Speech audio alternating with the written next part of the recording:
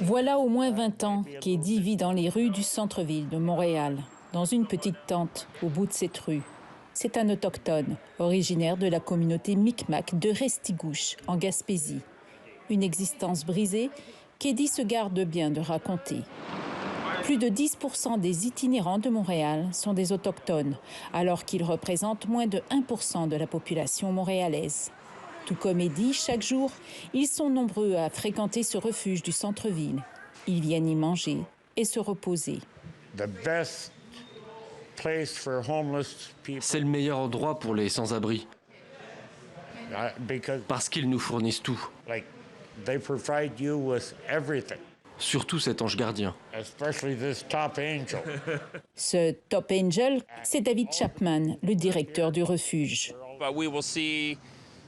Tous les jours, on voit entre 250 et 300 personnes passer dans notre refuge. 40% d'entre elles sont des Inuits et 10% viennent des Premières Nations. Pour David Chapman, cette surreprésentation des Autochtones parmi les sans-abri à Montréal s'explique surtout par le lourd héritage des pensionnats autochtones. Ces institutions religieuses ont été mises en place par l'État canadien durant le 20e siècle. Les enfants autochtones étaient arrachés à leur famille. Ils subissaient un lavage de cerveau pour se couper de leurs racines et se faire assimiler. Beaucoup ont aussi subi des mauvais traitements et des agressions sexuelles.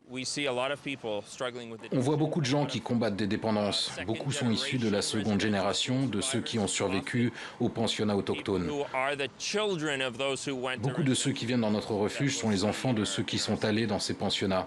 Et certains ont des histoires de vie très difficiles. J'ai déjà vu une mère, son fils et son petit-fils quêter au coin de la rue. Beaucoup de ceux qui sont dans les rues de Montréal subissent encore les impacts de ce génocide culturel engendré par ces pensionnats. Un cercle vicieux de violence et de dépendance transmise de génération en génération. Une dizaine d'organismes viennent en aide à ces autochtones itinérants, comme le Foyer pour femmes autochtones de Montréal, dirigé par Nakouset.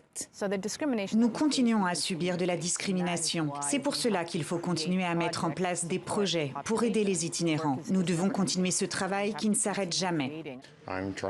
Et continuer à venir en aide à ces autochtones comme Eddie, qui aimerait bien un jour sortir de la rue.